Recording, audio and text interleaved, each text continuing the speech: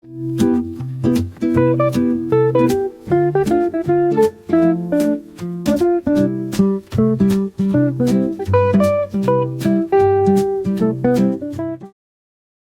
name is Rich Schmidt. We're here with Patrick Spencer. It's September 24th, 2025. We're at the Nicholson Library at Linfield University in McMinnville. Patrick, thank you so much for joining us today. It's my pleasure. Thanks for asking me. Let's start with the first question, which is why wine?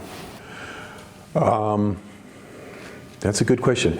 I think I came into wine sort of through the back door. I grew up in a family of restaurateurs, and being a teenager when your parents own a restaurant is pretty much an abysmal sentence because your parents certainly want you to work in the restaurant, and they only want you to work in the restaurant on Friday and Saturday night. And when you're a high school student, those are prime nights.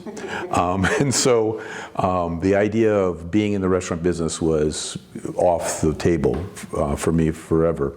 I went to college, got a degree in environmental sciences, and at that particular time, I thought I had this vision that I was going to help, end pollution and save the planet. And at that particular time in our country's history, there were no jobs for environmental scientists, and so I fell back into the restaurant business because I knew it, and it was a job.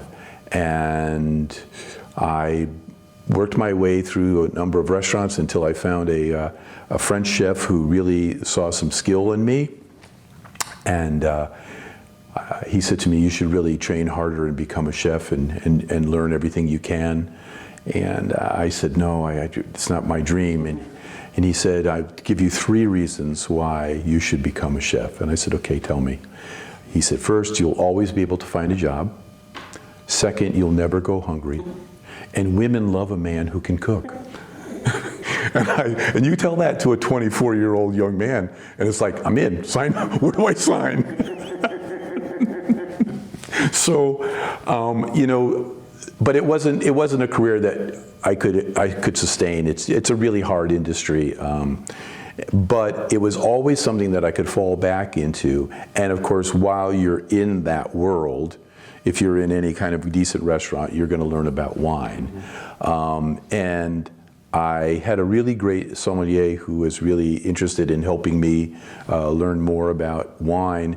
But his caution to me was, wine is like, learning about wine is like opening up a 4 million set of encyclopedia. You could go through the first book and probably have enough to keep you happy. But if the bug bites you and you open up the second book, you will never not open up all the books. And so I had to find a balance between, what was good for my brain and my life and what was good for my advancement in the restaurant industry. And then ultimately I ended up leaving the restaurant industry. I got a job with an environmental organization. Got to do some work, but always kept the passion for wine making, for wine drinking and food. And then I was in between jobs, probably was 18 years ago, and a friend of mine who I'd known for years, he was an investment banker. He was living in the Berkshires and New York City at the same time. And the Berkshires, for geography, is in western Massachusetts. It's where Tanglewood is, and it's a large artist and cultural community. He wanted to open up a restaurant. He was living up there, and he wanted to open a restaurant. And he said, would you, if I was your partner, would you open a restaurant with me? And I said, yeah, I think I would. I think it would be nice to change careers. And so we opened up a little French bistro. And we were one of the only people in New England who had 40 wines by the glass. We did about 22 reds and 18 whites. We changed the menu out constantly. We had a classic French bistro menu. And it was really that was when the wine knowledge really became a whole lot more intense for me, because every day wine salesmen were coming in we were doing tastings and learning more and more about wines, and it was great. It was a great opportunity to see how sometimes when you know so much about a thing, you forget that you didn't always know that much about it. And so quite often we would have people come into the restaurant and see this wine list and be completely overwhelmed by it. And they, the common comment was, God, I'm not a wine snob, I don't really know anything. And so we would try to help them ease into this gently. And I think one of our favorite things to do is when people would say, I really don't like Chardonnay. We knew exactly what they meant. What they meant was they didn't like the big, oaky, vanilla California Chardonnay. So we would say, oh, well, we won't, no worries, we'll give you something really nice. Then we would give them something nice, a nice white Burgundy. And they would go, oh my God, this is amazing, what is it? I go, Chardonnay. So it was a way of being gentle with them and helping them understand that there were other ways of exploring wine as opposed to just reading the bottle and seeing the name Chardonnay. And so that was really good. And then my wife, who was working with me, she's originally from Salem, Oregon, and we got pregnant with our first son. And right after he was born in February of 2008, she worked in the restaurant the whole time. And after he was born, she wasn't there anymore. And when she wasn't there anymore, there was an emptiness in the restaurant, for me specifically. And at that time, we had been approached by someone who was interested in buying the restaurant. And so my partner and I agreed to sell the restaurant, and we sold it in July of 2008 and moved back to Oregon. And it couldn't have been timed any better, because with so many people in the Berkshires are second homeowners coming up from New York, and when the crash hit, they weren't coming up. And I think the restaurant closed about a year, maybe after we sold it. And so we got out just in time. And then when we got to Oregon, because my wife Libby had worked at Willamette Valley Vineyards before, she reached out to Jim Bruneau and just said, hey, I'm back in Oregon, and Patrick and I are here. And Jim, he met us and offered us both jobs. He offered me the sustainability coordinator role for Willamette Valley Vineyards, and Libby went on to work as national sales coordinator again. So that's my backstory, and then sort of the Oregon wine introduction, and sort of that's how I got here. All right, I love that. A lot to unpack here. Let's go back for a second. You mentioned, obviously, going into college that the restaurant wine wasn't really a thing for you yet. So tell me about choosing your school, college, and about your experience there and kind of what you hoped to do when you graduated. You talked about kind of a dream job. Yeah, I went to the Central Connecticut State University. I went there because they accepted me, and it cost the right amount of money. And what I really hoped, I thought I would get a job in like some large government environmental organization or some private organization that would work on cleaning water or cleaning air or bringing, some sort of environmental impact to farmlands or something where we could change the idea of pesticides and how we were damaging the soil. But there just weren't those jobs, and if they were, I would imagine they went to people who went to better universities or more elevated universities than I went to. And so it just was a struggle to find a job. And it was just, there was, what do you do? I'm an environmental scientist. Well, what is that? Can you run a tractor? Well, no, I can't. They didn't have tractor at my college as a minor. So, there wasn't anything to really do. And I thought, falling back into the restaurant thing was really, it was that thing of, I'm going to stay here until I find the thing that I really want to do. And ultimately, that thing never materialized, well, not that it didn't, but it did years later. And so, And it afforded me an opportunity to move around a little bit, to see a little bit of the country that I hadn't seen before. You know, you get a decent resume, you work at a decent restaurant, it's not that hard to get another job. So tell me about learning to be a chef and that the kind of the path for you. I think being a chef is a lot like being a salesperson. You can teach people how to sell, but if the X factor, if it's not innate, they're never going to be successful. And I think it was my love of food and sort of food experiences. You know, Anthony Bourdain talks a lot about that, as does Thomas Keller, but about that moment when you realized food was not just fuel, that it was something else. And I had a few of those experiences as a kid because of my parents being in the restaurant business and liking to go out to eat after the restaurant was closed or on days when the restaurant was closed, and going to some really nice restaurants. And I remember the restaurant would close on Sunday at 8, and then we lived not too far from this incredible Chinese restaurant. And it was one of those old school Chinese restaurants like you see in San Francisco when you walked in, it looked like you were in, you know, Beijing. And I remember the first time I had wonton soup. And the flavor of that chicken broth and then the flavor of that dumpling together just was like, you know, it was the ratatouille moment. And I never forgot that. And I think the passion for wanting to make food exceeds the passion for serving food. And what I mean is, like, when I was either working for someone else or when we owned the restaurant, my joy came from getting in the restaurant at 6:30 or 7 o'clock in the morning, bringing in all of the product, and then prepping, because we weren't open for lunch. So prepping from 7 or 8 until 12 or 1, you know, getting everything prepared, the joy of putting it together, the smells, the combinations.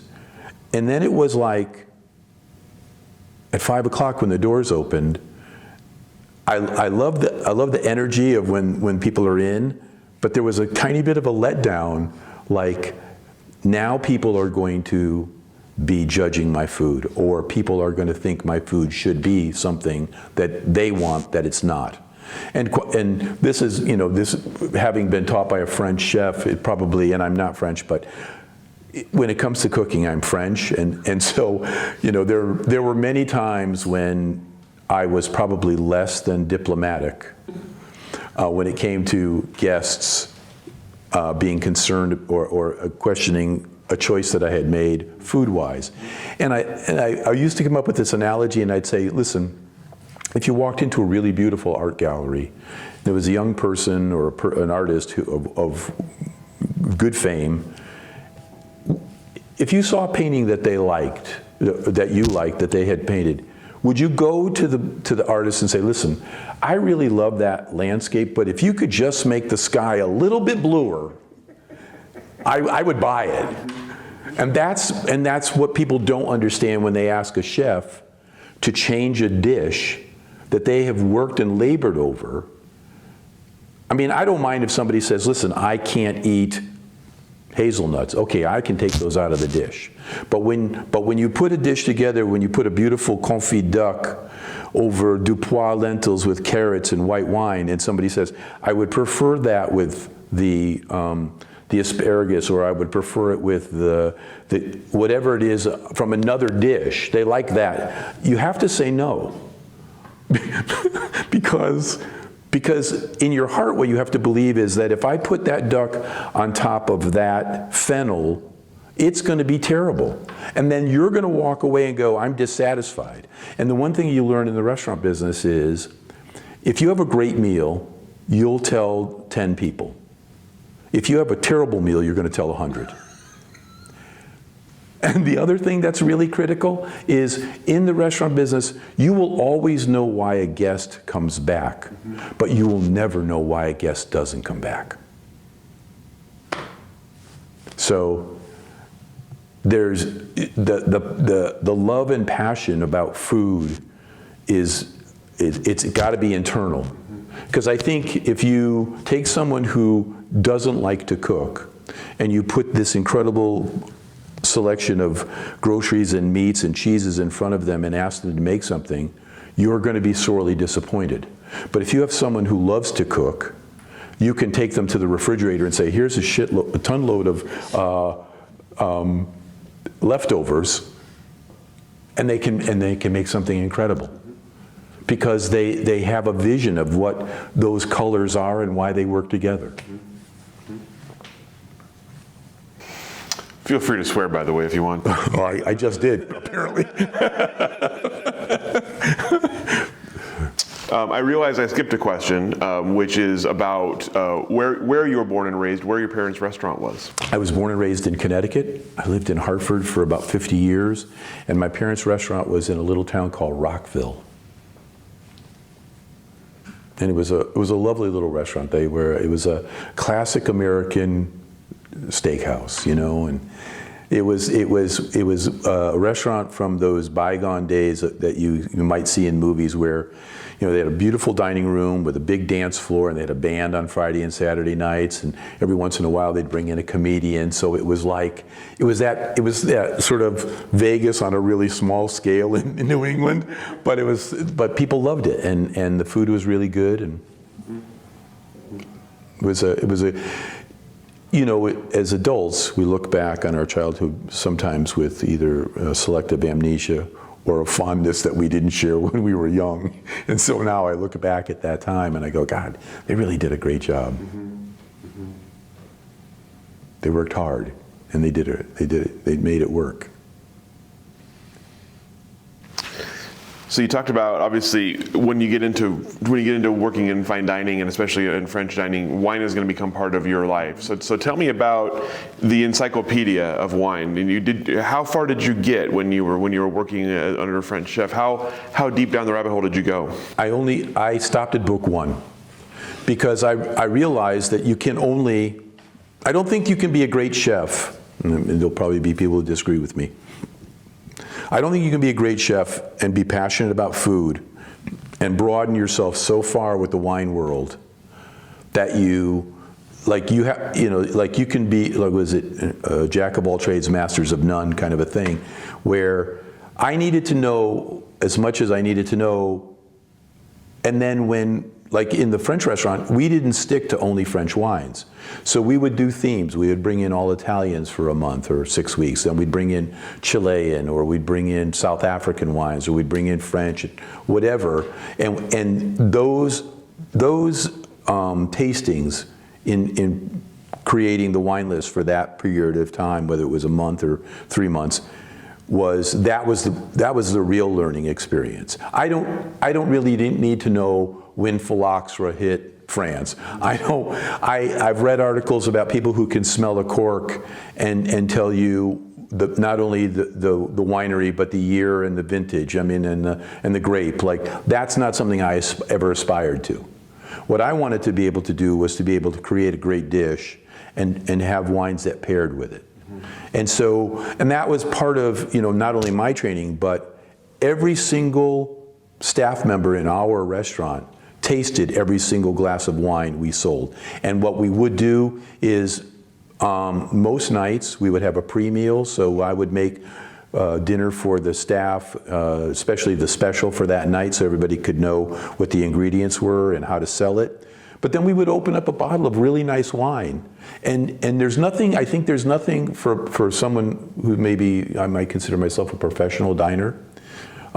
There's nothing more deflating than when you go into a restaurant and you sit down and you say to the waiter, you know, I'm interested in this 2006 Barolo. Have you had it? No, I haven't. Well, how the heck are you going to recommend it to me? I've heard it's good. By who?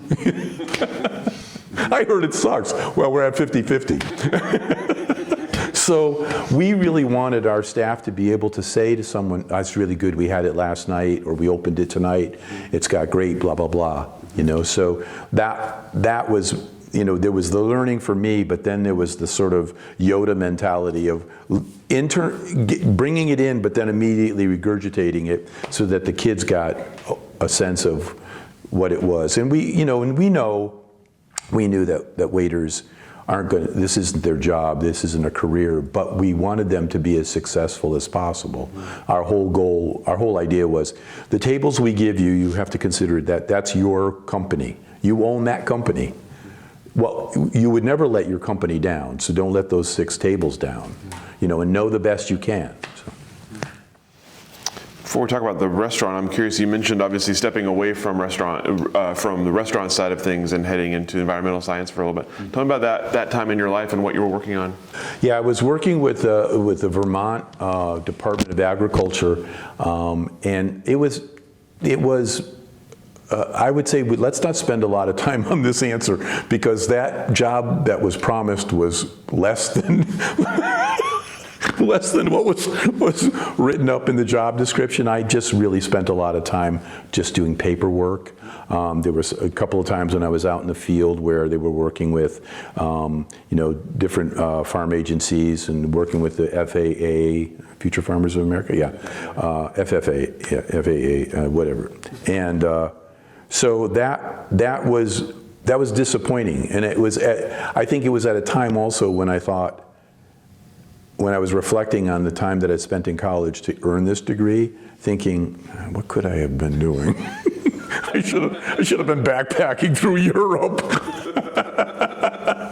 You know, it was not. I had a good time in college, but I don't know that it was worthwhile. Yeah. So the opportunity comes along to open up this restaurant. Tell me about approaching a project like that. You'd obviously worked in restaurants before, but now you're opening one up from scratch. What was your role in it, and how did you approach it? My role was, my partner Adam basically was the money man, and he wanted that part of it to remain that part. And so what I did was we found a space. It was in Pittsfield, Massachusetts. We found a space that was in a really nice old building from the 1920s, and it was a long, old office storefront. And when I saw it, I just thought, this is the place. And so what we wanted to do was we wanted to create something that the Berkshires didn't have. The Berkshires had a ton of Italian restaurants and a ton of Greek restaurants, and you know, all the classic ethnic restaurants, but there was no French restaurant.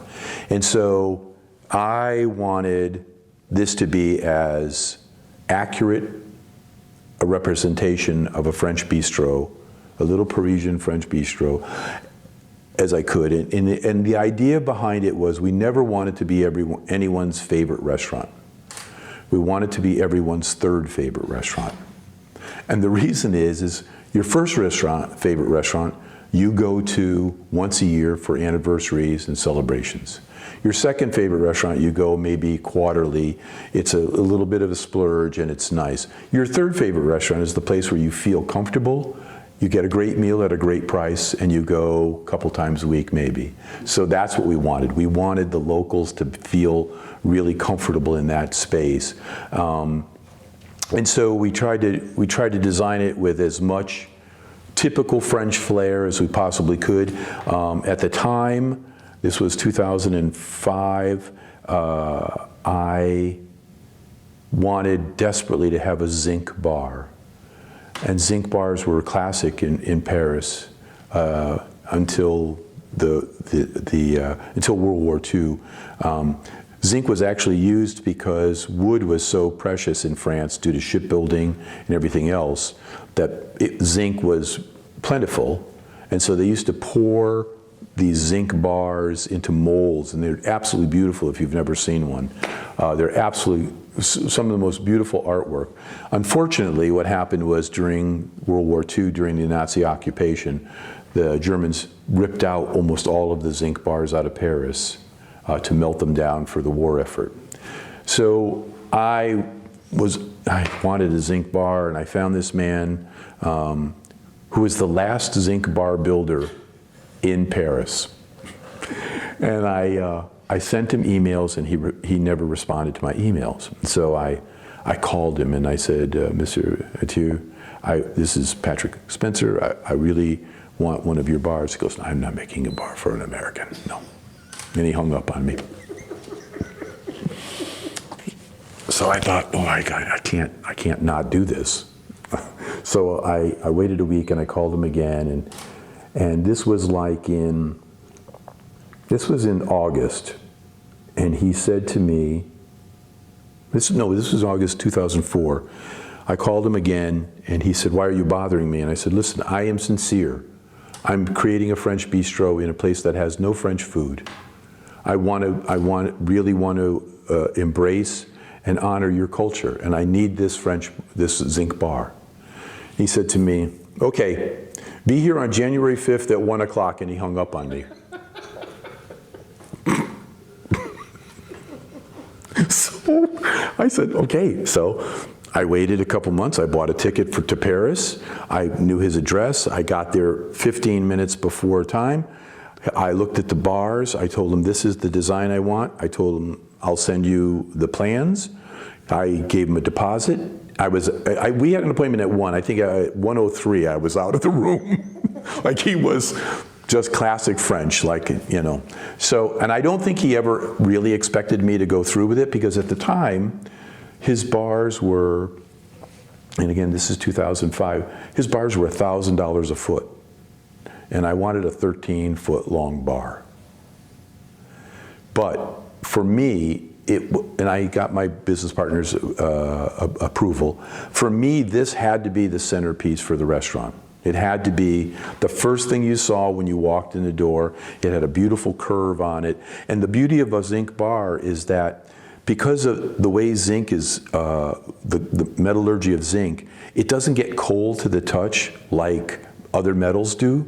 So when you lean up on a zinc bar with your bare arms or your hands, it feels the same as a wood bar would. And they over time developed this incredible patina. You had this grit that you wash it down with and get any stains out, and they just become more beautiful over time. And I mean, it was the centerpiece of the restaurant, and so that was the centerpiece, and then everything else just sort of fell into place. Tell me about putting together menu, and more importantly, tell me about putting together wine list. The menu, I wanted it to be accessible and yet just on the edge of taking a little bit of risk for those not prone to risk or risk averse. So, I mean, you know, classics like confit duck over lentils. We had a beautiful fish of the day catch over a fennel compote. We had escargot. We had a really nice niçoise salad. We had cheese and bread boards, steak frites, of course, and moule frites from time to time. You know, it wasn't a real, you had macaroni gratin, beef bourguignon, you know, just the classics, just meat and potatoes, kind of traditional French dishes. And, you know, it was, I mean, I think we failed once. We put rabbit on the menu, and I think I ate all of it because people just don't want to eat Thumper, you know, from the Bambi movie. So, but you know, it was a good menu, and it was clean, and it was easy to understand. And then what we would do is we would just try to pair the wines, like when a wine rep would come in, and we'd say, okay, this month we're going to do Chilean. Okay, so then they would just bring us Chilean wines. We had 4 or 5 really good distributors that we worked with. And then what we would do is we would just, when they were going to come in, I'd make a confit duck, I'd make the fish dish, maybe the macaroni gratin, and a salad. And we'd sit and we'd eat and just see what paired really well with those dishes. You have to be really careful, especially with duck. You don't want anything too big. You know, I mean, if in the perfect world, you know, a really nice Pinot is a great duck dish. You know, and then pairing whites with the fish, and even the macaroni with, like, we need something to cut through the fat. You know, we need a really high acid white to cut through this fat. And so it was easy. So once the wines were on the list, there were certainly wines that we put on that we thought were quaffable wines. Like, okay, we're not here for dinner tonight, we just want a couple of glasses of wine, and maybe we're gonna have a cheese and bread board, or charcuterie, so that, what wines do we have for just quaffable? But then if you really want to dive deep and you say, okay, I want steak frite, what am I going to pair with the steak frite? Okay, now I need something, I got to bring something bigger out for you. And how about the wine list? How about, you mentioned a 40 glass, 40 by the glass wine list. That's an endeavor. Yes. So tell me about that. It was, well, I think one of the things that we made a commitment that we weren't going to yield on this, was that we needed 2 wine refrigerators. And I think one of the things that there was that, and then there was the experimentation process of how do we preserve those wines? Because you're not going to sell a bottle, if you've got 20 white reds by the glass, in the course of a week, you might not go through all of those. And so how do we preserve those wines so that they are fresh for the guest, and we're not pouring a lot of wine into beef bourguignon or down this drain? So the issue was, first it was a vacuum system, and the vacuum system kind of worked, but not 100%. And then there was a sealer. That didn't really work, and then we ultimately hit on argon gas. And so the argon gas was great because you could just hit a tiny bit of gas, it sit right on top of the bottle, and then you could even put the old closure back on, the old cork on, because it was the gas that was keep preserving the wine. And so that part of it we finally sussed out and got worked. I think also quite often we would have wine representatives come in from distributors or the wineries themselves and go, I don't know that I've ever seen another restaurant that keeps its reds in a refrigerator. And people would always ask us, why do you keep your reds in a refrigerator? And aren't they supposed to be room temperature? And I go, yeah, the common misconception is room temperature is not your 72-degree kitchen in the middle of July when you're cooking burgers. Room temperature means 52 degrees because that was the room temperature, the ambient temperature of a castle's basement. And so that's where the wine needed to be, 52, not 72 or 62 or whatever. And I think when people kind of understood that, there was a little bit of a cachet, there was a little bit of coolness about, yeah, these guys keep their wine in the refrigerator. The reds too, by the way. So, yeah. You mentioned earlier this was the time in your life when your wine knowledge started to kind of jump up because of all the tasting you were doing. Tell me about learning wine at that level. What was intriguing to you about learning wine? What wines did you find yourself drawn to? And what wines did you find were kind of the biggest sellers or the most popular wines? Let's see. I am always drawn to Italians. I love Brettanomyces. I can't help myself. The more it stinks like an old sneaker from a summer basement, the better I like it. I think what I learned was that when you taste a lot, you learn things that you might not think are important, and they're probably not. But I remember there was one time, Libby and I, my wife, we were tasting some Californians, and I said to the wine distributor, this was grown in the valley floor, not on the side of a hill, right? He goes, yeah, how'd you know? I go, you can taste it. Like, that's weird. That sends a chill up my spine even right now to think that I got to the point where I could taste a wine and know that it was valley grown and not hillside. I don't ever want to be that smart. That's more wine knowledge than I want. I think, because I'm so lucky to travel in Europe, I think one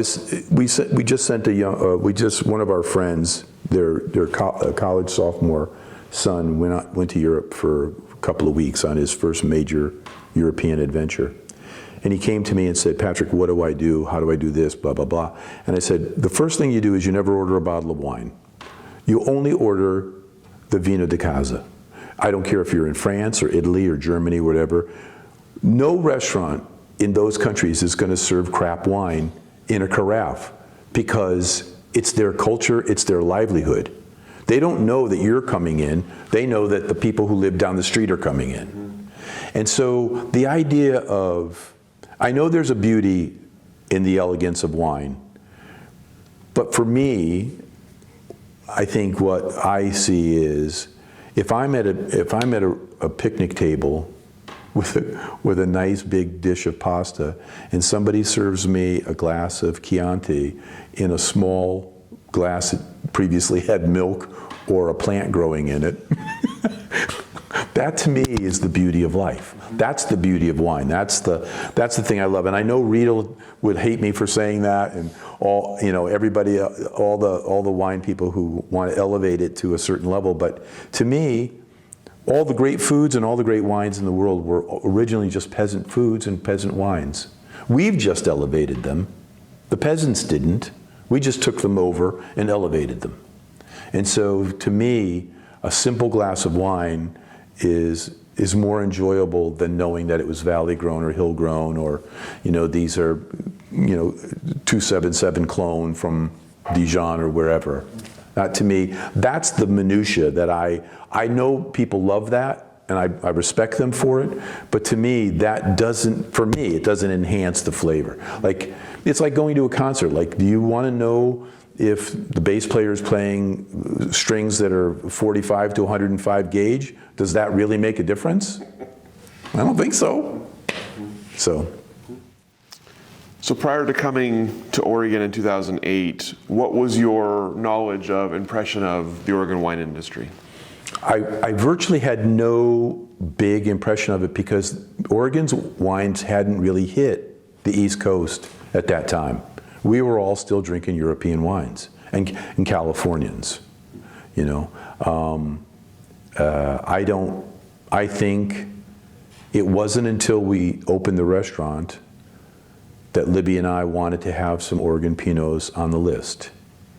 And we chose, you know, there weren't a lot of them at that point being distributed that far east. You know, distribution is a tough game. But I mean, I remember we fell in love with Four Graces. Libby grew up knowing the Christums, and so we loved Christums wines. I think David Adelsheim, you know, I don't know that we had any Irie Vineyard wines, but I really loved David Adelsheim. I thought he was a great man and a great winemaker. And I remember being at a wine tasting, a big distributor wine tasting, and David was there. And a friend of mine was with me, and we were walking around and finally came to his table and introduced myself and told him we sold his wines. And I took a sip of his wine and I drank it.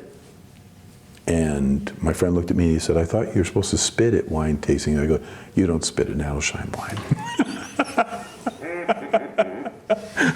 It's a rarity. Please don't make me spit this out.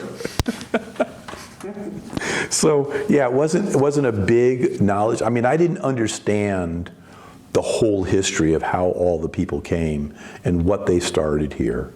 You know, when you're on the East Coast, you have an East Coast mentality, and because you're on the East Coast, you have the East Coast mentality, which morphs into the European mentality, or maybe vice versa. The European morphs into your East Coast mentality. So, and then I think, you know, for me, I think Californians were obviously bigger than Oregon and Washington, but the Californians just seemed big for the sake of being big, and heavy for the sake of being heavy. We used to have we had a Zinfandel on the wine list for a short period of time, and I think I don't know if it was 16.2 or I forget what the alcohol content was, but it was so big. I remember one of our waiters came up to me one night and he goes, "This is date wine." Like, this is what you both drink this and get drunk and then, you know, whatever. but it was like, wow, it's too big. It was like you could spoon it. It was that thick. So you come out here in 2008 and go to Willamette Valley Vineyards. So tell me about the role of sustainability coordinator at Willamette Valley Vineyards in 2008 and about starting to get to know Oregon. Yeah, well, traveling around a little bit and talking to people about our sustainability efforts, that helped me understand the restaurant community and the off-premise community in Oregon. And then I was working on, at the time, Willamette Valley Vineyards was involved in Governor Kitzhaber's zero carbon footprint program. And so my responsibility was to try to get us to a zero carbon footprint. And it was a very strange experience. Jim and I went out for lunch one day, and we were talking about how, this sustainability effort, we need to be able to sell the fact that we're working on being sustainable more. And we started talking about cork and how much, what are we doing with our cork, and there should be some use for it, and people should know more about it. And I have to be 100% honest, I knew zero about cork at the time. I knew it went in a bottle. I knew that back east we used to use it for buoys and life preservers and stuff, or cork boards, but my understanding of cork was virtually nothing. So that probably was the sea change, the shift that made me shift from the efforts that I was working on in the sustainability, because the zero carbon footprint effort was a slow process. It was working on getting, working with Salmon Safe and Live, working with them to try to get our vineyards in the right shape for zero carbon, working on our water reduction situation, whether or not we were going to put solar panels in. There was a lot of stuff, but all of that was really, it wasn't as time consuming as it was time, like the life of it was really long. This wasn't something you could put your finger on and go, okay, in 3 weeks we'll have solar, kind of a thing. It was a long-term process. And so when the cork idea came about, one of the things that we did at the winery was, there is an organization called the Forest Stewardship Council. They are the largest certification body in the world for certifying forestry and forest products as being 100% sustainable. So, and you've seen the FSC logo, I'm sure, on lots of stuff. And so we had received FSC certification because we were buying 100% natural cork that was FSC certified. And at the time, because of that certification, the Rainforest Alliance also gave us their seal of approval for our sustainability efforts. So we were the first winery in America to receive both FSC and Rainforest Alliance certification for our cork. The problem was that there wasn't enough FSC certified cork coming out of Portugal. And so one of our cork suppliers at the time had said to me, we'd like to take you to Portugal and show you the harvest, show you the production, and then also maybe we could work with the FSC so that you could meet the FSC people in Portugal and then go out to some of the montados and meet the farmers, the landowners, and see if we can't encourage them to become FSC certified. So it was a great project for me, and I'd never been to Portugal, and so I was really excited to go. And that's sort of how the cork thing sort of happened. And then I don't want to preempt any of your questions. You're doing great. Okay. So the Portugal thing is, outside of a few other personal events in my life, the Portugal thing was the biggest thing that ever happened to me. What year? This was in 2009. And so cork harvesting is, if you don't know, the most sustainable and environmentally friendly forestry on the planet. Because cork is the bark of the tree. And it's the only tree that you can actually remove all of the bark from and not harm the tree. In the forestry world, we call that girdling. If you take a strip of bark off the tree 100%, it'll kill the tree. Because in every other tree, all the nutrients and life flow through the bark. That's why it's very pliable. But with cork is sort of like the bark of the tree is sort of like a scab on the outside, and then everything flows underneath in the cambium layer to provide life for the tree. So, harvesting cork is a lot like cutting your hair or your fingernails. Like, it's dead, so it's not part of the living tree, if you will.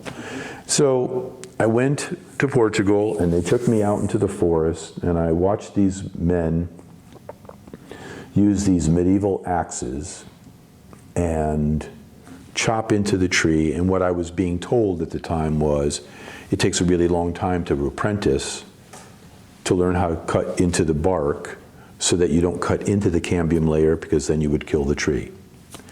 And then, then the tree is pulled away, and it's only done during a certain period of time from early June until late July, maybe early August. Now, it really is weather dependent. And so I watched this process, and I was fascinated by it. And I just watched the social interaction of the cork workers, and how, there are these men and women out in the field, and there are open pit fires and lunches being cooked, and it felt to me like this was a different kind of forestry than I had been exposed to, in the sense that it was more culturally immersed. And then after visiting the forests for a day and a half, most all of the cork forests in Portugal are in the south. We moved up to the north, up to Porto, where all of the production is done, where the corks are made. And I think it was this one, I'm going to take a drink of water here. It was this singular experience that changed my life. I watched a man in a lovely little green, lab coat. I went down to below his knees. And he was at this old machine that was a pneumatic punch machine. And it had one shaft that came down. And to the right of him was a cage full of cork bark that had been cut about that thick, and it was this wide. So the cork needs 9 years to grow, and that's for the diameter of the cork, not for the length. So they cut it horizontally. And this man, he was probably in his 50s at the time I met him. He would grab a piece of bark, and he'd look at it, and he'd turn it over, and then he'd put it in the machine, and he'd press down, and the pneumatic thing would come and punch out a single cork. Then he would look at the piece again, and he'd find the right spot, and he'd punch out another piece of cork. And I watched him for about a half an hour. Everybody left me alone. I just said, I'll be here. Go. And I watched him. And at the point, I was at one point, I think, somewhere in that half an hour, I found tears coming down my eyes. Because I thought, this might be, other than watching paint dry, this might be the most mundane job in the history of the human race. Punching out a single cork for 8 hours a day out of a piece of wood, one at a time. And I imagined that this man, who was in his 50s, had been doing this for 25 or 30 years. And the fact that he still looked at every single piece of wood that he grabbed and looked at it to find the best place to punch the cork out. I remember calling Libby, and I said that I have to quit. I can't, I got to do something different. I got to be in the cork world. And then of course, my days in Portugal and meeting with the families, I realized 90% of all the forests are owned by individual family farmers who've been doing it for generations. And it was at one point during the cork harvest point, one of the landowners, through an interpreter, he grabbed me and he brought me over to this tree, and he said, I'm 58 years old. And when I was 8, my grandfather brought me to this tree and started to teach me how to be a harvester. And I have been coming back to this same tree for 50 years. Every 9 years I come back to this tree and harvest it. And that also made me realize there's no other forestry in the world where the forester and the tree have such a symbiotic relationship, where there is a story that's being told by both of them over time. Because the trees, you can only cut a cork tree down if it's diseased or if it's dead by national law. The cork trees to Portugal are the bald eagle to the United States. And I came back with this idea that, first of all, we need to be able to raise the awareness of people about cork, because a lot of people are going to screw caps and people think that's the better way to go.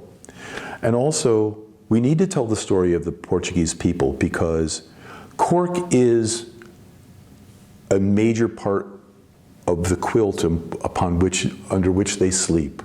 It is woven into the fabric of their life.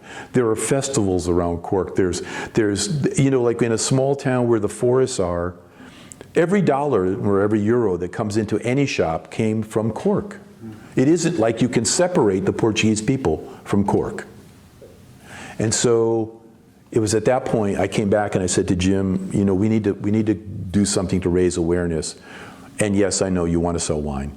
So we started a program called Cork Reharvest. And what I did was I created a recycling program where we were hoping to get people to bring their corks in. At the time, there was nothing, you couldn't do anything with a used cork. There was nobody doing anything with them that we knew of. But we knew that we could try to find some. We sort of put the cart before the horse in this particular case. What my vision is if you could get a box in a store, like a bottle shop or a Whole Foods or a Zupan's or whatever, if you could get a box and let people know that they could bring their corks into that box, if we could design that box in a way that dispelled some of the common misconceptions about cork, because there are probably 4 or 5 that everybody in America believes. And often when I give a speaking engagement, I always say, 90% of Americans don't know anything about cork. The 10% of those Americans who know something about cork, 90% of what they know is wrong. So there's a lot of job security for me. So people think the trees are cut down. They think what's happening in the Amazon is happening in the forests of Portugal. They think screw caps are recycled. I've had so many people come to me and go, I was buying screw cap wines because I thought I was saving the cork forests.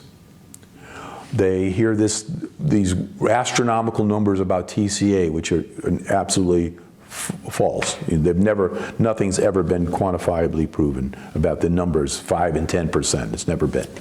So I thought, okay, let's do this. So Jim really liked the idea, and I thought Whole Foods would be a great starting point. So I went to Whole Foods, to the director up in the Pacific Northwest regional office, at that time there were only, I think, 6 Whole Foods in between Washington and Oregon. And I said, just give me a chance. I'm not asking you to buy WVV wines. If you did, that'd be great. It would save my job. But if we could put these boxes in your stores, we could create a system that would meet every environmental criteria. Now finally my college degree is coming into effect. 170 years later, I'm using it. So I developed this closed loop system where if someone's going to Whole Foods shopping and they're bringing their corks, there's no carbon footprint on the cork because they're going to Whole Foods anyways. We're just basically backhauling the cork. Then Whole Foods has a distribution center, they had 13 of them at the time, where every single product that came into a Whole Foods shop came from one of those distribution centers. All of those tractor trailer trucks are going home empty. What if we put the corks on the back of those trucks and you guys warehouse the corks until we come and pick them up? Now again, we have a 0 carbon footprint increase on the cork. Because there's no point in recycling a cork if you're going to add a carbon footprint to it, because every single cork sequesters somewhere between 35 and 56 grams of CO2. So if we start taking cork and shipping them to China or all across the country, we are negating any benefit from the cork being in a landfill, because cork's a piece of wood. It's not bad to be in a landfill. So Whole Foods loved the idea. They really loved it. And we did a pilot program for 6 months in the Pacific Northwest. Then our person from Seattle went to a West Coast regional meeting. California heard his story. They picked it up. Once California picked it up, we were like, okay, this is pretty darn good. Then we got a call from Whole Foods Global in Austin and said, we want the program to go nationwide. 365 stores. It was, at the exact same time, the best and the worst of times. Whole Foods, the book I'm going to write is called Working with Whole Foods, Herding Feral Cats on LSD. Because Whole Foods at the time before Amazon was a bottom-up company. The way the original founders of Whole Foods designed the company was that the store team leader in Bend, Oregon can make decisions without the approval or influence of Austin. So if the president of Whole Foods walked into that Bend, Oregon store and said, I want you to carry Jimmy John's green beans, because they're really good and I like them and they're organic, if that store team leader said, no, I'm sorry, we're not going to, we've tried them and they don't sell, they wouldn't force it. So that's beautiful that everybody has an investment, but it is a freaking nightmare when it comes to trying to get anything done. And so I think I missed almost 2 years of my marriage and my son's life because I was on the road constantly, going to different districts, trying to helping them to understand and getting the infrastructure built. Once we got the infrastructure built, it was amazing. We were collecting almost 80 tons of cork a year through all the Whole Foods across the United States. When we launched in California, the day we launched in California, a man showed up to one of the Whole Foods in LA with a pickup truck with 1,500 pounds of cork. He had a small winery, and these were corks he never got to use, and he wanted to drop them off at the Whole Foods.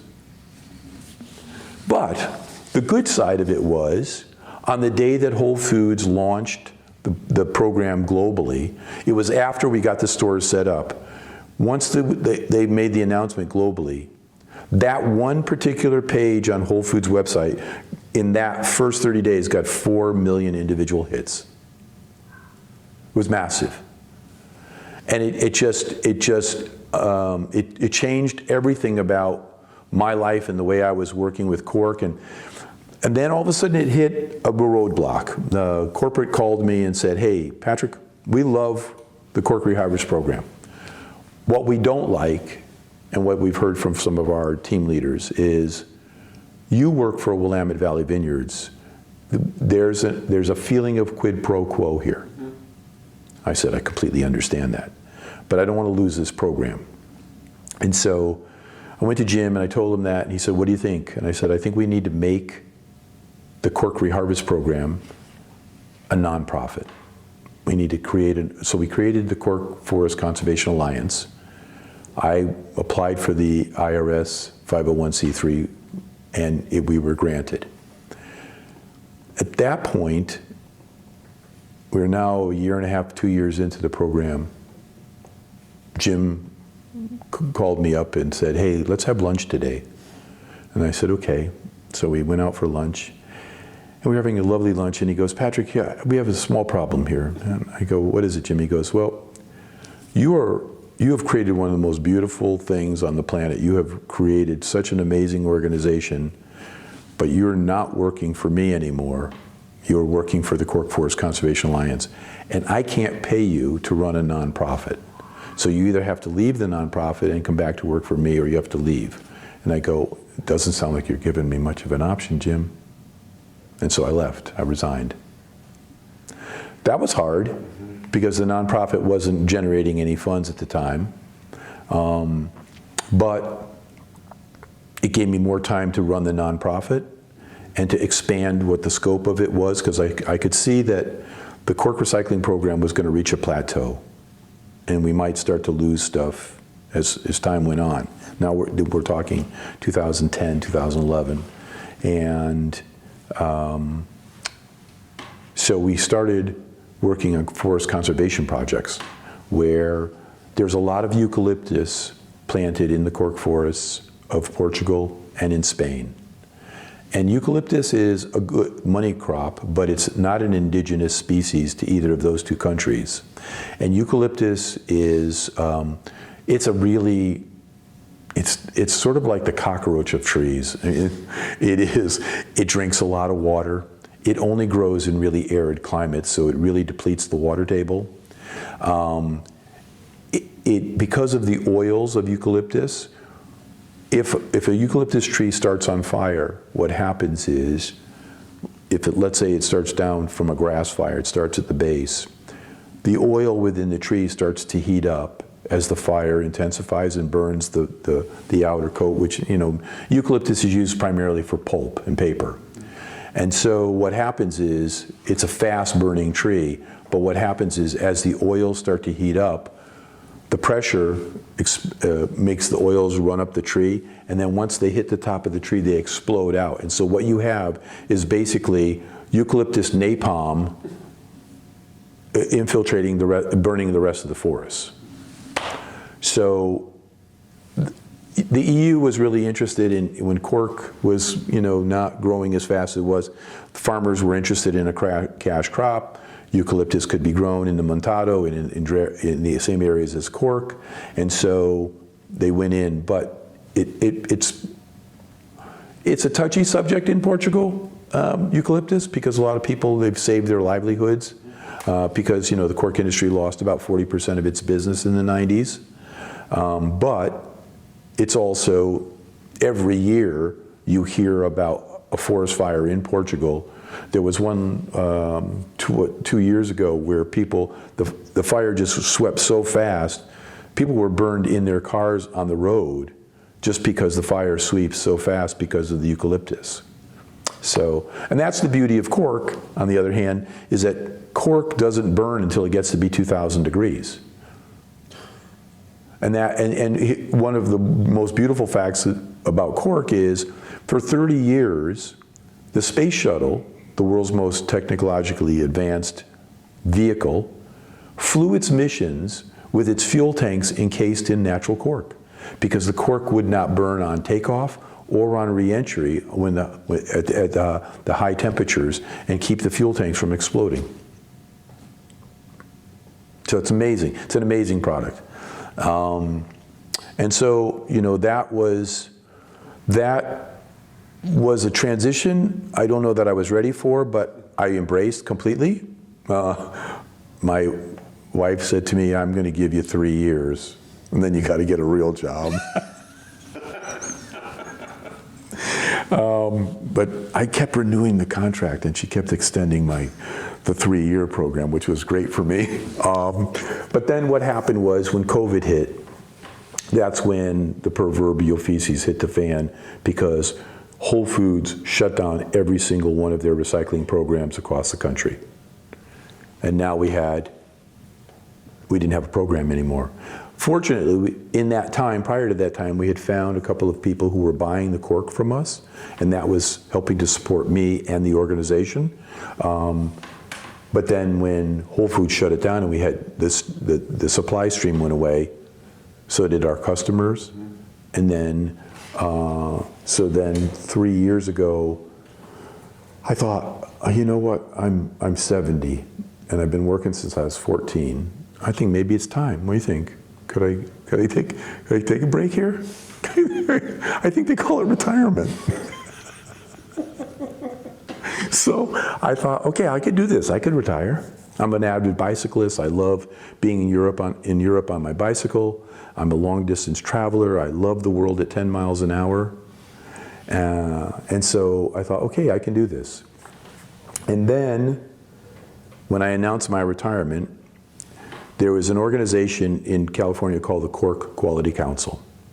Cork Quality Council was established 26 years ago, to ensure the quality of cork coming into the United States from Portugal through SPME testing and other auditing tests to reduce the cases of TCA and any other contaminants on cork. Cork was facing a real struggle at the time. Screw caps were growing, plastic closures, and so the 6 largest cork companies of Portugal banded together and created this organization. The organization was really established just to really ensure for winemakers that they were getting the best quality corks. The problem is that, you know, you could go to Portugal and go to a Subroteca, you know, the place where all it's like a cork co-op. You could go in and buy cork, and then you could take it home to your garage and punch out corks and then sell them to somebody with no quality control at all. Now that doesn't happen anymore, but that's how the industry was up until the 90s, late 90s. It was like just a lot of mom and pops. And what they were doing was they were soaking the cork in a solution of water and chlorine bleach. Well, TCA, trichloroanisole. So we're actually taking a cork that probably has no TCA in it, and we're just bathing it in TCA. We're gonna make sure it's got 100% now, and then we're gonna sell it. So when the cork industry, you know, sort of rocked from that, they spent tens of millions of euros on all types of research through private laboratories and universities. We learned about where TCA can start right in the forest, how to eradicate it at the forest level, how to eradicate it during the process and the different steps, and then how to test for it once it's in the factory. And so at this point, all 6 of the CQC, which is now called the Natural Cork Council, all 6 members are guaranteeing 100% TCA-free closure to their winery customers. And that's a given. And I think, you know, like one of the largest, or the largest cork company in the world, Amrem Cork, they have more in their lab outside of Porto. In their testing facility, they have more gas chromatography machines than any research hospital in the world. They test and they retest and they test and they retest. And so, you know, the game has changed now. And so, but you know, one of the things that going back to the topic of the people of the cork world, when you watch cork being produced, there are 2 men who cut the cork from the tree. Then there are men or women who carry the cork to a truck. They hand it to another 2 or 3 men or women on the truck. They stack it up. They drive that truck to a pad area where the cork will sit for 6 months while it becomes stable, temperature-wise and humidity-wise. So that truck is unloaded and the cork is stacked. Then, once it's stacked, after 6 months, it's stacked on stainless steel pallets, and it's steamed to remove any impurities or insects or whatever. Then that pallet goes on a truck and goes sent up to Porto, where it's then unloaded. It's inspected visually. The ends are cut off and discarded, and then it's either through machinery or through hand punching turned into a closure, or it's ground up and turned into a microagglomerate or an agglomerated cork. But if you follow the trail of humanity from the harvester to the person who packs that cork, over 20 people have actually physically touched that piece of cork from the tree to just before it gets to the winemaker. Yet you can buy a cork for 35 cents. There's no other industry in the world where 20 humans have direct contact with a product that's a commodity product and sells for 35 or 50 cents. And they make 13 billion of them a year. Like, how can you not love the story? I mean, the story is so compelling to just wrap your brain around the thought, 20 people touched this closure that I just pulled out of a bottle. And it's a small part of what I paid for, dollar-wise, but it's integral to the wine that I'm now currently drinking. So there's a missing piece there, though, because you were retired, allegedly. Oh, yeah. So Here's the story. So I have one last speaking engagement at Sustainable California Wine Growers Association. And I've announced my retirement, and the board members from the CQC send me an email and say, hey, Patrick, we're thinking about making a change. Would you be interested in being the marketing director for the CQC? And I said, God, that's really beautiful. I'm really honored. No, thank you very much. Love you guys. Bye. So then the president, the acting president at the time says, are you sure? I go, yeah, absolutely. He goes, all right, look, we know you're coming to California. Can we just have a celebration to say thank you for all the hard work you've done with Cork, and we'd love to take you out to dinner. Good, yeah, I'm in, good. So we go to dinner, and I'm sitting around this table with the Cork Mafia now. We're having a lovely time, and Patrick, come on, we could really use your help. Nobody in America knows more about Cork than you. And I go, that's really sweet. I love you guys. No. So then the president says to me, Patrick, we've made a decision. We don't want you to be the marketing manager. So don't worry about it. Take that off the table. Oh, great. Let's enjoy dinner. What we want you to do is we want you to be the executive director. And I went, now I'm in tears because I've been working in the cork industry for 15 years, sort of at arm's length with the Portuguese, because they sort of don't trust why this guy from 7,000 miles away cares about their industry. And the Portuguese are very cautious and conservative people to be at large, in general. And so it's always been, we really like what you're doing, but we don't understand why. I remember I was at a cork conference in Madrid once, and the director of the conference came up to me at the end of it, and she said, so what's a gringo interested in cork for? And I thought, you don't know what that means in America, do you? This is Madrid, it's different word here.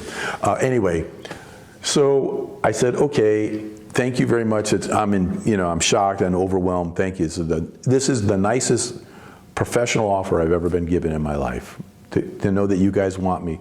But I'm done. I'm really done. So the president is wearing a sport coat. He goes like this. He reaches into his sport coat and he takes out a piece of paper folded, and he slides it across the table. This is right out of Goodfellas. So he goes, just look at it. I look at the piece of paper, and it's a stupid number. It's like that. It's that number that you think, I know maybe one person who makes that. And he looks at, and I go, no, that's a joke. He goes, no, and you know what? We don't even want you to work full time. So I called. I said, give me 24 hours, and I called Libby. And I said, this is what happened, and this is the number. And I said, what do you think? And she goes, why are you thinking about it? Really? Do you really need me to give you permission? Like, it'd be stupid if you didn't take it. So I called them and I said, okay, I accept, but for 3 years, that's it. I want to retire. And they said, no, 5 years. And I said, okay, 5 years, but at year 2.5, I want to start to look and groom my successor. And so they agreed to that. But now it's 3 years. I've not found anybody. I haven't even started looking. And we have a new project coming over from Portugal, which is a very large investment from the Portuguese government for a marketing and public relations campaign for cork. And I now am in charge of this $1 million budget, and the program's going to run for 2 years. So I've already eclipsed or missed the cutoff date. So I don't know when it's going to happen that I get to retire. But I will say, Rich, I do love my job. I never wake up any morning and not be happy that I took this role, and I love this job so much. And today has been a great day, not only to have this wonderful interview, but I have been working almost endlessly on this tariff situation. And today I finally got the announcement from the US government that Cork has been added to the favored nation status exemption. And so now we are at a 0% exemption, which is what we were before January when the current president took over and instituted the tariffs. And so it's been a lot of trips to Washington. It's been a lot of time on the phone. It's been a lot of education. I was sitting in a meeting with the U.S. Trade Representative's office, 3 different directors, one of them from the forestry department. Nobody knew anything about cork. I'm trying to tell them, we need to be on this exemption list. We don't grow it here. We can't grow it here. We have a $140 billion a year industry that relies on it. 70% of all winemakers use natural cork. How are you not going to put that on the list? So between the work that I did and the work that my counterparts at the California Wine Institute and at Discus, which is the spirits industry organization, and then an incredible man, Francisco Mercado, who is the economic attaché at the Portuguese Embassy in Washington. On our side of the Atlantic, we bang this drum hard, and then the Portuguese, through their teams in Brussels at the EU, banged on the drum on that side of the Atlantic, and we got it. We got it across the line today. It's today. And I mean, congratulations. Thank you. And for an industry that is struggling so much right now, the idea that we were going to have to go to them and say, hey, by the way, you guys aren't selling any wine, you're pulling up vineyards, you're laying off people, and by the way, cork's going to cost you 15% more. What I'm hoping is that I hope that the wine industry, those that are using cork still, will understand how hard we fought for them. And I hope that some of the people who are using screw caps will come back to cork because of what we did, because they may come back anyways because aluminum's got a 50% tariff on it. And so, but that's a harder ball. Those are harder balls to juggle, because once a winemaker has gone to screw cap, unless they use a mobile bottling line, if they've invested the capital investment in a bottling line, it's hard to get them to get rid of that bottling line and put a new one in for cork closures. So those are battles that I think we have some chances to win. But where we can win, I think, is in the wineries that are still using mobile bottling lines.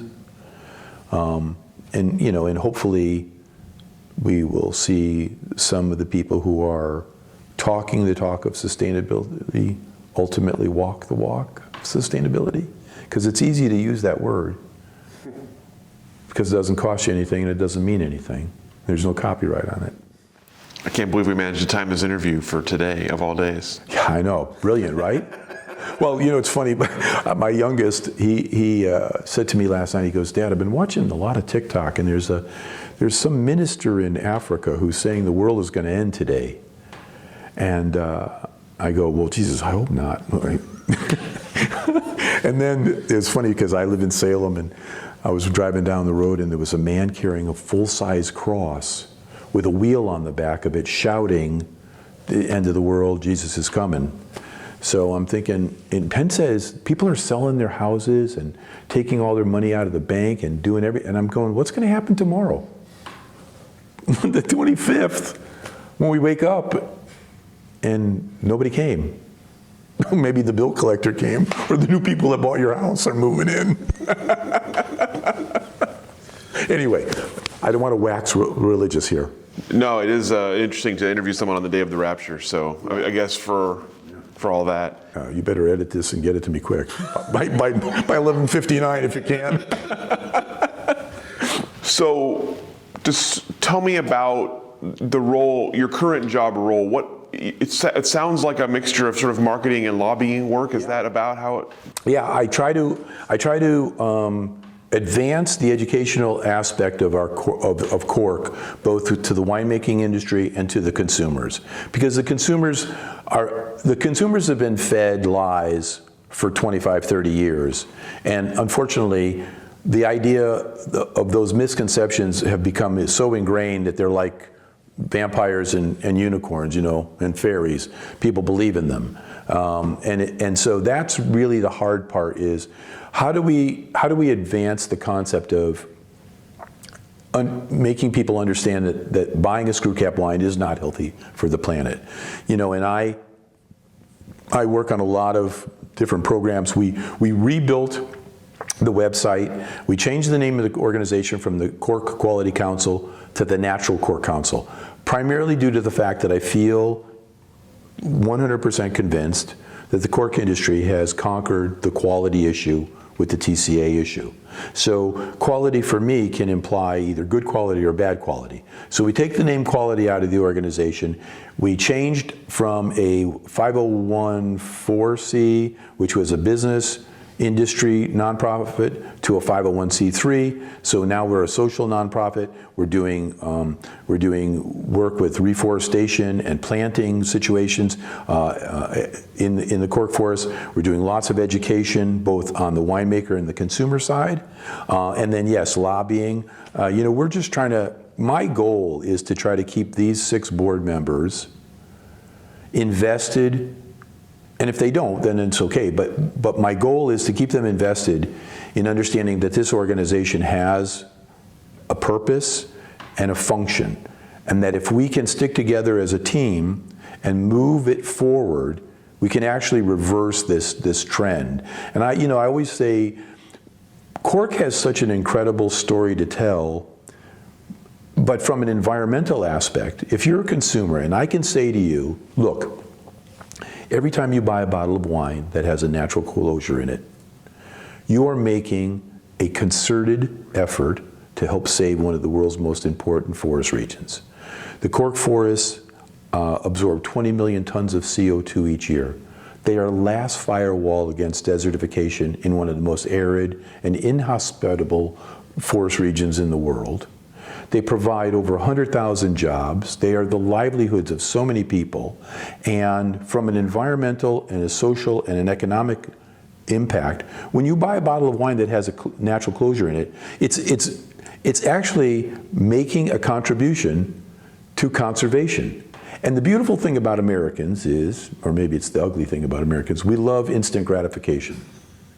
And there's no other way that you can get instant gratification by contributing to an environmental cause than buying a bottle of wine. Because when you buy that bottle of wine, you can hold the cork in one hand and go, I'm helping to save these forests. And my reward is in the other hand, it's the glass of wine. It doesn't get any better than that. That story is a slam dunk. So that's the story that, that's the story that I try to tell. That's the story that I'm trying to engage with our board members with, and with this new marketing campaign. The idea for me is, in the past our campaigns have been focused on an older aged group of winemakers. We're trying to get old white men to recognize the fact that 96 of the 100 bottles of wine in Wine Spectator's top 100 wines are all closed with natural cork. Well, less than 1% of the American public reads the Wine Spectator. By the time that issue comes out, almost all of those bottles have been sold. And the people who are really on the ground, the real wine drinkers can't afford those bottles of wine or don't want them anyways. So why are we focusing on an aged group that they've already committed to cork? Where I think the focus needs to be is, and this is strange for an old white guy to be saying, but we need to be focusing on women. And we need women between 21 and 40 years old. They're the fastest growing group of wine drinkers in America. Women outnumber men 2 to 1 when it comes to giving to environmental causes. And everybody in the world knows it's called Mother Earth, and they're the only people who are going to save this damn planet. It ain't going to be us guys. And so we need to be focusing on and women buy 90% of all the wine purchased in America under $15 a bottle. And that's where we're losing our market share. That's where that $10 to $20 bottle of wine, screw cap. That's where we need to be stopping. That's the fire that we need to be stopping. So that's really the focus of my job, and lobbying comes in once in a while when we have something, whether it's the state of California or Oregon or whatever, but really focusing on the educational aspect. We found that when we changed the organization and started to change the website, 75% of the traffic to the website was consumers. Winemakers weren't going to the website.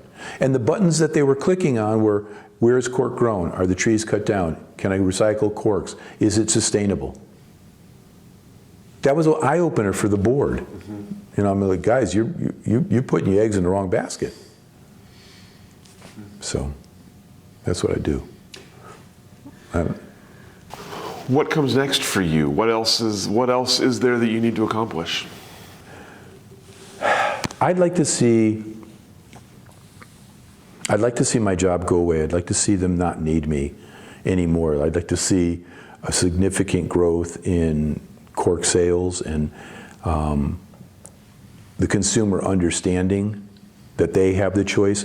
Not to go back to the soapbox, but you know, when we talk about this focus of women, you know, years ago when it was discovered that, PCB was in plastic baby milk bottles, it wasn't the federal government or a state agency or the plastic industry. It was the Mothers of America who said, I'm not buying your bottle.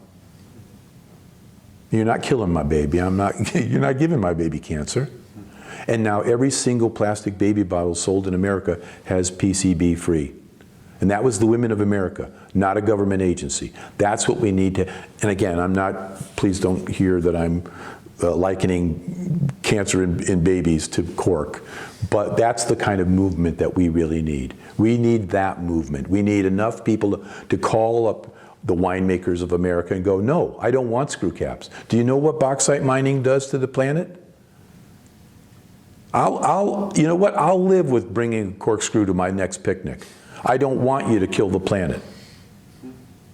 And no, there isn't a single, that's the other thing, there isn't a single screw cap in America being recycled. There can't be. So, you know, I don't want to have to tell that story. I'd love to be able to be on my bicycle going, damn, did it.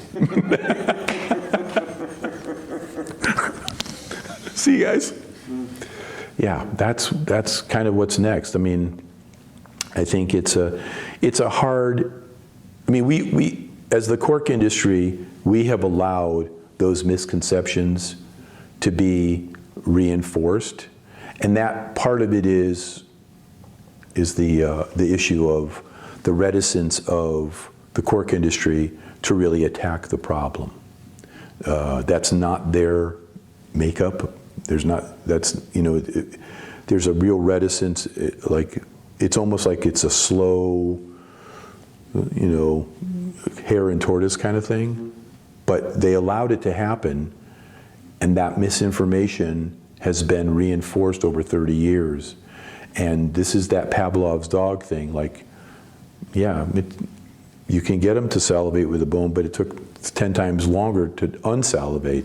And so there's a lot of work to be done. And that's why I think targeting the young people, and I know they're drinking less and they're making different choices, but still, if the wine industry shrinks, that wouldn't be a bad thing, because there's too many wineries and there's too many vineyards. And so if it shrinks and everybody becomes healthier, then when those young people make their choices, they can make those choices not only from a flavor profile and a dollar amount that they want to spend, but from a sustainability aspect as well. Because I do believe that the younger people in our country do have a greater awareness of how the planet is being poisoned, how it's being changed, what's happening. I mean, you don't have to be a rocket scientist to know that the Californians are looking at Oregon and Washington State hardcore right now. And I don't mean Californians who want to move here, that's another story. The wine companies, you know, they're buying property and they're looking at us because you can't grow Pinot in that temperature in 5 or 10 years from now. You may not even be able to grow it here if it continues, if the climate continues to rise. So I think what we need to do is my goal is to really educate the people and make them make concerted choices. Every survey that's done says people are willing to pay more for a sustainable product. People are looking at the shelves more closely now to find out if their product is made in a good, healthy, environmental way. So the numbers are there. We just haven't tapped into them. That's what we have to do. So I know that your focus is not purely on Oregon wine, but I'm curious about your perceptions of the Oregon wine industry since you've been around it. And that can be either from a wine perspective or from an environmental perspective. What are the changes you've seen? What does the industry look like today? I think the wines are really good. I think the wines have really gotten better. I don't drink anymore, but my wife is in the wine industry, and Libby tells me the wines are amazing. And they've gotten better. I'm frustrated, I think, this might be the dark side of this conversation. I'm frustrated by the Oregon winemakers' shift to screw caps. It is really disheartening. I went to a live event a few years ago where Live was showcasing a number of their Live certified wineries up in Portland. And they had it was a beautiful room, and they had all the tables set up, and it was a lovely tasting. And I walked around the room, and I did a survey, and I said to Libby, I'm leaving. She said, why? I said, because 65% of the wines in here are closed with screw caps. How does Live give a certification, low impact viticulture and enology? Sustainability can't stop in the vineyard. It's got to follow through to packaging. And there's nothing that you can tell me about a screw cap that is environmental, sustainable, or good for the planet. So how is it that we love to talk about how green we are in Oregon and how we're sustainable and we're doing all these practices, and then we close our bottle with screw cap? I think we're talking out of both sides of our mouth here, a little bit. Pardon me for going Southern on that. It just seems weird to me, and I'm uncomfortable with it. And people will love to tell you that they're doing it because of TCA, and that's a bold-faced lie, and I'll say that to any winemaker in Oregon to their face. That is a lie. You're going to a screw cap because it's less expensive, because Stelvin and Alcan are giving those things away because they want you to move over to it. And that's the bottom line. I was, that time that I was in California and those guys made me that mafia offer, I was talking at the green thing, and I took a Q&A, and this winemaker stands up and says, well, Patrick, I use natural cork on my reds, but I use screw caps on my whites because they're meant to be consumed young. And I said, okay, so can I turn that around and ask you a question? Do you have a statistical or any kind of research data that shows that putting a natural cork closure in a white wine makes it age faster? I mean, please don't insult me by saying that.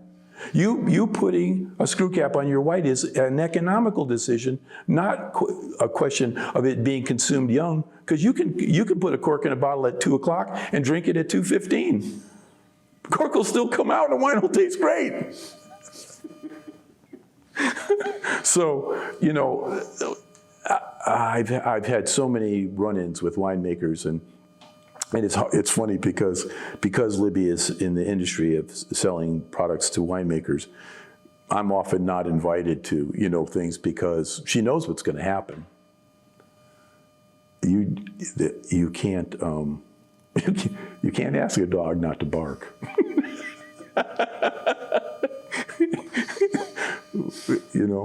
So I just sort of feel like we have such a great reputation. We're probably making, if not the second best Pinots in the world. We have a state that has a reputation of being the greenest state in the country, maybe with Washington and Northern California. Why are we putting screw caps on our wines? And I don't understand it, because I think even if I believe that if the difference was between selling a bottle of wine for $34.99 or $35.25, there isn't a consumer that wouldn't buy your bottle of wine for $35.25. especially if you made a concerted effort to say this bottle is closed with natural cork. We believe in natural cork. And by the way, why don't you just take your capsules off your bottles, because you don't need them, because it's all just fancy. It's all just cosmetic. You can save $200,000 a year on a big winery. Take the capsules off and put in a natural closure. It's a tough one, because I love the Oregon wine industry, but I don't think they're being honest with the public or themselves. And I think sometimes bean counters shouldn't be in charge of how to close a bottle of wine. It should be a winemaker's decision. And if it's going to be a group decision between the owners and the accountants and the winemakers and the marketing people, then sustainability, the aspect of what is sustainable. If that's what we're marketing, then what is the most sustainable closure? And that's how we should be approaching it. All right, last question for you. Tell me about your proudest accomplishment or greatest achievement to this point. Oh, finding my wife. I was the luckiest man in the world, and I married up, and there's no reason in the world she should be with me. How'd you meet? I met Libby. At the time, I was starting to build a restaurant, and a friend of mine who owned a large chain of liquor stores back east was coming out to Oregon and Washington to buy a wine for his liquor store chain. And he knew I had a strong background in wine. He said, "Hey, would you come with me?" And I said, "Sure." So we came out and we went to Washington first, and then we were spending the day at Willamette Valley Vineyards. And we drove up, and this woman met us at the van, and she was our liaison for the day. And first thing she did was took us down into the bottling line and poured us some nice glasses of, I think, Pinot Gris out of a steel tank. And she was talking about it, and we were drinking wine, and my buddy Eric says to me, "What do you think about that girl, Libby Spencer?" I go, "I'm gonna marry her." No, that's God's honest truth. I knew in 10 minutes I was gonna marry Libby, but Libby did not have that same experience. Libby was a harder sell, you know? I had to work on it a lot. But what helped was that trip that I made to Paris. I invited Libby to go, and that was our real first date. And we went to Paris for 5 days, and I met with that guy for 20 minutes, and the other 4.9 days, I planned this incredibly romantic 5 days in Paris, doing everything you could possibly do to make somebody fall in love with you. Apparently it worked a bit. So it was good on me. That's my greatest accomplishment. Libby is the greatest thing that's ever happened to me. I mean, I love this job, and today is a great accomplishment, and my boys, my kids are great, but Libby changed my life. It's a pretty fantastic answer, I gotta tell you. Thank you. All right. Thank you very much. All the questions I have for you today, anything I didn't ask that I should have, anything we didn't talk about today that you wanted to talk about? No, I think I talked about a lot more than you even asked me. I'm sorry, I am a talker. Yeah. Fantastic, it's fantastic. Thank you so much. Thank you. Taking the time, sharing your stories with us, contributing to our project. And thanks for sharing your time with me. Absolutely, you're welcome. Okay. Thanks again, let you off the hook.